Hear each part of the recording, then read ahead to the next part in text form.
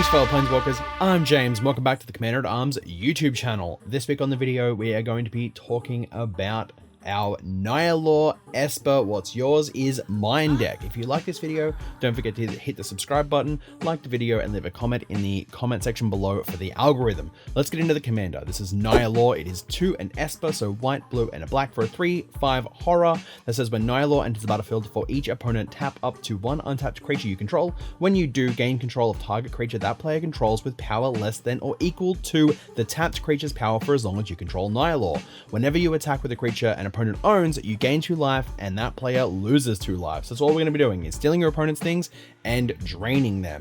So let's start with our creature package here. We're going to get into the creatures. We're going to start with Athreos Shroud Veiled. It is 4 white and a black for a 4/7 legendary enchantment creature god with indestructible. As long as your devotion to white and black is less than 7, Athreos is not a creature. At the beginning of your end step, put a coin counter on another target creature, and whenever a creature with a coin counter on it dies or is put into exile, return that card to the battlefield under your control. We have Braid's Conjurer Adept. It is 2 and 2 blue for a 2/2 human wizard that says at the beginning of each player's upkeep, that player may put an artifact, creature, or land card from their hand onto the battlefield. Looks a little group huggy, but we're gonna steal it. We have Elish Norn Grand Cenobite. This is 5 and 2 white for a 4/7 Praetor with Vigilance. Other creatures you control get +2/+2, and other creatures your opponents control get -2/-2. Makes ours bigger, they're smaller, easier to steal. We have Goldmere. It is 2 mana, 1/1, taps for a white mana. We have Gonti, Lord of Luxury. 2 and 2 black for a 2/3 Aetherborn Rogue with Death Touch. That says when Gonti, Lord of Luxury ETBs, look at the top 4 cards of target opponent's library, exile one of them face down, then put the rest on the bottom of that library. In a random order. You may look at and cast that card for as long as it remains exiled, and you may spend mana as though a mana of any color to cast that spell. We have Haunter of Nightvale. It is 3 blue and a black for a 3/4 spirit. Creatures your opponents control get -1/-0. Again, want to make your opponent's stuff smaller so we can steal it a lot easier. We have Kiga the Tidestar. This is a 6 mana 5/5 dragon spirit with flying. When it dies, you gain control of target creature. We have Leadenmere. It is 2 for a 2 mana 1/1 that taps for a black. We have Nightvale Spectre. This is 3 hybrid Dimir for a 2/3 Spectre with flying that says when Nightvale Spectre deals combat damage to a player, that player exiles the top card of his or her library. You may play cards exiled with Nightvale Spectre. You still need the mana to cast it, so kind of just watch out for that one. We have Ornithopter of Paradise. This is 2 mana, 0/2 flying, adds any color of mana, so kind of helps the last card we were talking about. We have Peregrine Drake. This is 4 and a blue for a 2/3 flying Drake that when it ETBs, you untap up to 5 lands. This is just a free creature to help you get more Nihiloor triggers. After that, we have Puppeteer Click. This is 3 and 2 black for a 2/3 fairy wizard that with flying that says when Puppeteer Click ETBs, put target creature card from an opponent's graveyard onto the battlefield under your control. It gains haste at the beginning of your next end step, exile it, and has persist. So when it dies, it comes back with a -1/-1 counter on it. We have Scion of Draco. This is a 12 mana 4/4 that has domain, so it costs 2 less to cast for each basic land type you control. Has flying, and each creature you control has vigilance if it's white, hexproof if it's blue, lifelink if it's black, first strike if it's red, and trample if it's green. Just going to give all of our creatures all the keywords we need. We have Sepulchral Primordial. This is 5 and 2 black for a 5/4 Avatar with Intimidate. When Sepulchral Primordial ETBs, for each opponent, you may put up to 1 target creature card from that player's graveyard onto the battlefield under your control. We have Serendib Sorcerer. This is 1 and 2 blue for a 1/1 human wizard that has tap. Target creature other than Serendib Sorcerer has base power and toughness 0/2 until end of turn. We have Silvermere. It's a 2 mana 1/1 taps for a blue. We have Spark Double, 3 and a blue for a 0/0 illusion. It ETBs as a copy of a target creature or planeswalker, except it enters the battlefield with an additional +1/+1 counter if it's a creature, and an additional loyalty if it's a creature, and if it's a legendary, it's no longer legendary. We have Tergrid, God of Fright. This is 3 and 2 black for a 4/3 god with menace. Whenever an opponent sacrifices a non-token permanent or discards a permanent card, you may put that card from a graveyard onto the battlefield under your control. Also has a flip side as well, but we're not going to worry about that one today. We have Thassa Deep Dwelling. This is 3 and a blue for a 6/5 legendary enchantment creature god with indestructible.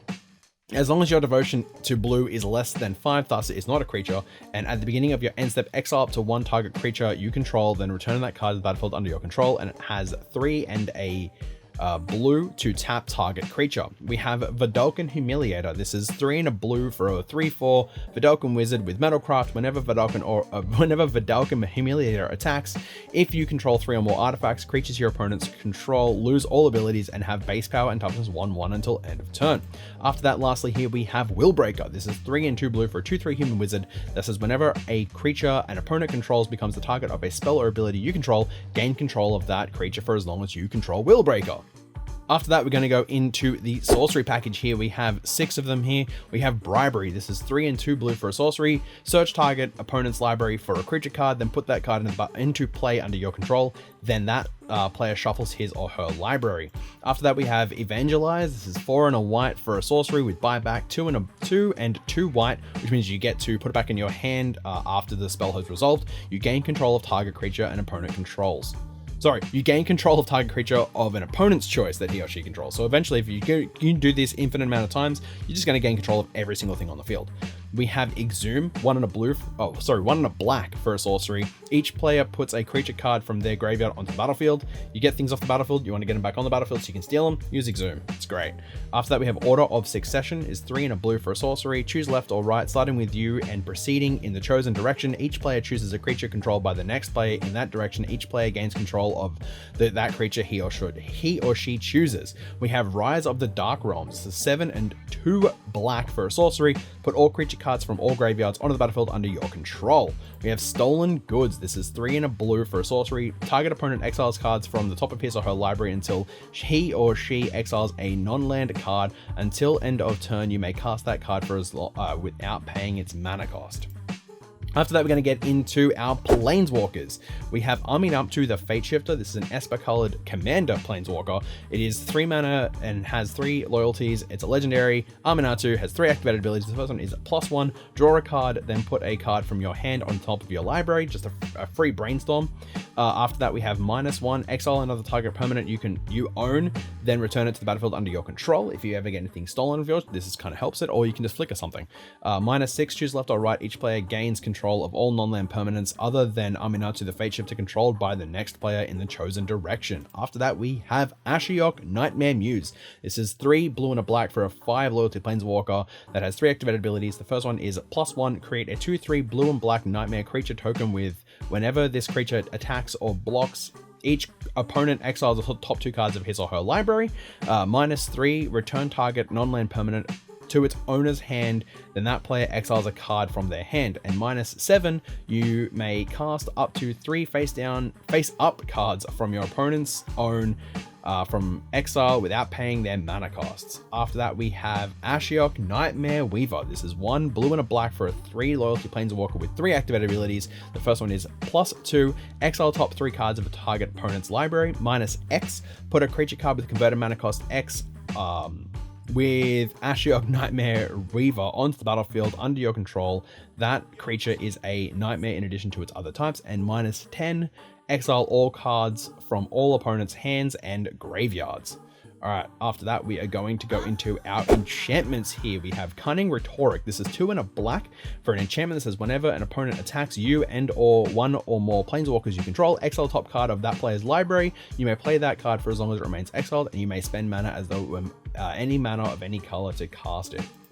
After that, we have Dictate of Heliod. This is 3 and 2 white for an enchantment with flash. It's just an anthem. Creatures you control get +2/+2. Again, you want to make them really big so that you can kind of tap them with Nihiloor, steal your opponent's things and make them, into your things, and then drain them. We have Endless Whispers. This is 2 and 2 black for an enchantment. Each creature has, when this creature is put into a graveyard from play, choose target opponent. That player puts this creature card from that graveyard onto play under his or her control until end of turn. So basically, you can have things dying on other people's boards. You're going to give it to an opponent, and then you're going to steal it from them.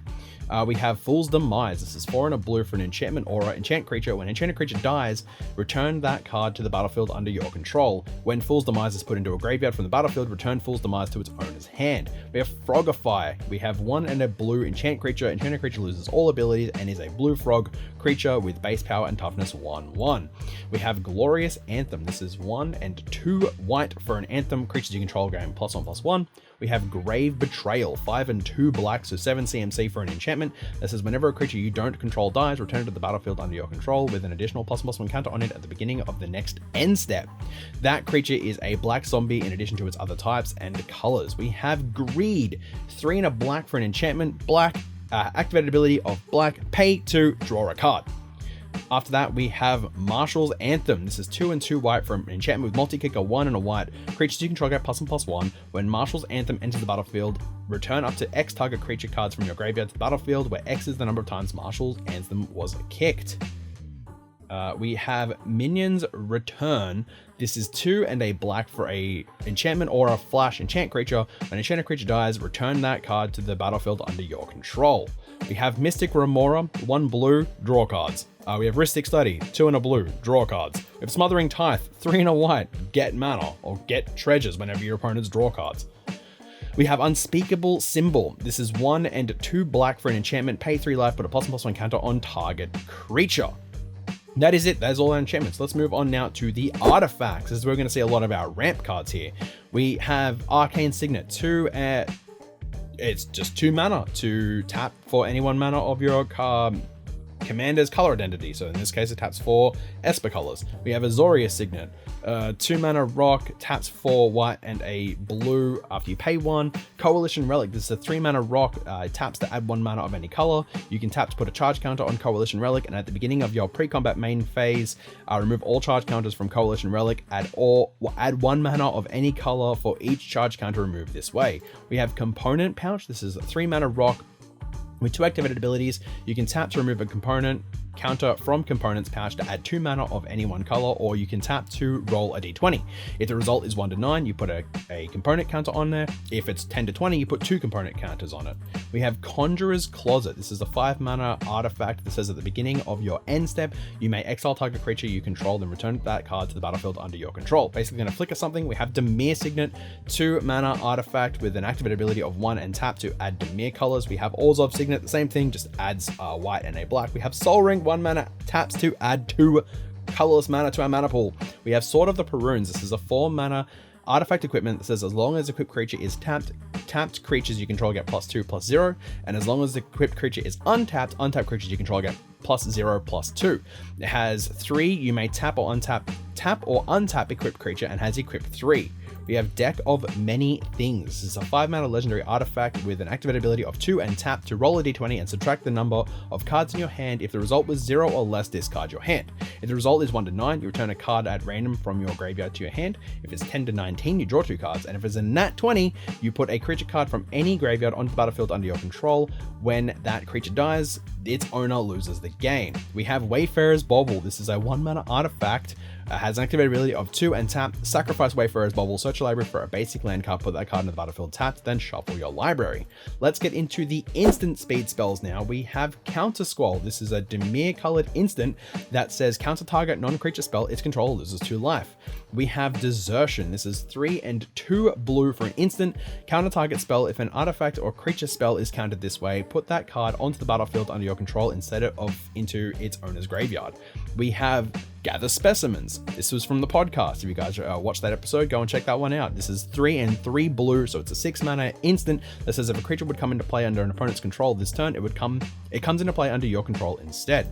We have Path to Exile, 1 mana, exile target creature, go search for a basic land, put it on the battlefield, tap, then shuffle. We have Polymorph's Jest. It is 1 and 2 blue for an instant. Until end of turn, each creature target player controls loses all abilities and becomes a blue frog with base power and toughness 1/1. We have Return to Dust, 2 and 2 white for an instant exile target artifact or enchantment. If you cast this during your main phase, you may exile up to 1 other target artifact or enchantment. I love this card. It is underplayed. It needs to be played a lot more. I just played it last night in Taste of Karlov, and it's fantastic. After that, we have Spelljack. This is 3 and 3 blue for an instant counter target spell. If it's countered this way, remove it from the game instead of putting it into the owner's graveyard. As long as it remains removed from the game, you may play it as though it were in your hand without paying its mana cost. If it has a mana cost of X equals 0. After that, we have Swords to Plowshares. This is 1 mana instant, exile target creature. its controller gains life equal to its power, and that is the Nihiloor deck. We have 36 lands in the deck, ranging from shock lands to slow fetches, and every other kind of dual land in between. So that's the Nihiloor deck. You basically want to make all of your opponent's creatures smaller for the time being and make yours bigger for the time being, so that way you can then steal them. And then you can swing with them and make them drain out that way, as well as, you know, taking more damage from the creatures you've swung at. If you like this video, don't forget to hit the subscribe button, hit the bell for the notifications. Also, like the video and leave a comment in the comment section below. If you want to get at us, you can do it through Twitter at CMDR@arms. That's Twitter and Instagram. If you want to get a shirt, there's going to be a link in the description below. I'm wearing one right now. This says Commander at Arms across the chest. If you want to get this deck or any other sealed product or singles, support your local game stores, and while buying online and getting them shipped to your door, you can do that through our TCG affiliate link, which is tcgplayer.com/commanderatarms. If you want to support the channel directly, you can do that through patreon.com/commanderatarms. And with that, I'm James, and this has been a Commander at Arms deck tech. Peace. See ya.